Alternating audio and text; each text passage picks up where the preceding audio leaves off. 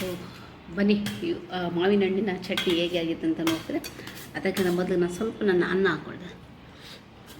ಇದು ನಾನು ತಿನ್ನುವ ಸ್ಟೈಲ್.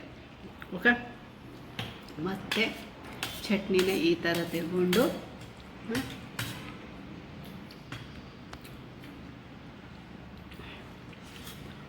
ಚಟ್ನಿನ ಒಂದ್ಸರಿ ತಗೊಂಡ್ರೆ ಬರೀ ಚಟ್ನಿನೇ ತಿಂತಾ ಇರೋಣ ಅಂತ ಆಗ್ತದೆ, ಅಷ್ಟು ಚೆನ್ನಾಗಾಗಿ ಬರುತ್ತೆ ಈ ಹಸಿ ಮಾವಿನ ಹಣ್ಣಿನ ಚಟ್ನಿ. ಸೂಪರಾಗಿದೆ.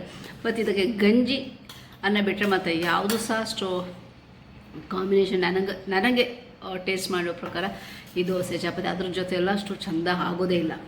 ಇದಕ್ಕೆ ಬೆಸ್ಟ್ ಕಾಂಬಿನೇಷನ್ ಗಂಜಿ ಊಟ. ಆಯಿತಾ, ತುಂಬ ತುಂಬ ತುಂಬ ತುಂಬ ತುಂಬ ರುಚಿಯಾಗಿದೆ. ನಂಗೆ ಗೊತ್ತಿಲ್ಲ, ಮಕ್ಕಳಿಗೆ ನಾನು ಇಡ್ತೀನಲ್ಲ, ನಾನೇ ಮಧ್ಯಾಹ್ನ ಖಾಲಿ ಮಾಡ್ತೀನಿ, ನನಗೆ ಗೊತ್ತಿಲ್ಲ. ಐ ಹೋಪ್ ಈ ವಿಡಿಯೋ ನಿಮಗೆ ಸಹ ಇಷ್ಟ ಆಗ್ತದೆ. ನೀವು ಸಹ ಎಷ್ಟೋ ನನ್ನಂಥ ಮ್ಯಾಂಗೋ ಚಟ್ನಿ ಲವರ್ ಇರ್ಬೋದು. ನೋಡೋಣ ಕಮೆಂಟಲ್ಲಿ ಹಾಕಿ ಯಾರ್ಯಾರಿಗೆ ಮಾವಿನ ಹಣ್ಣೆ ಚಟ್ನಿ ಇಷ್ಟ ಅಂತೇಳಿ. ಟ್ರೈ ಮಾಡಿ, ತುಂಬ ಈಸಿ ಉಂಟು.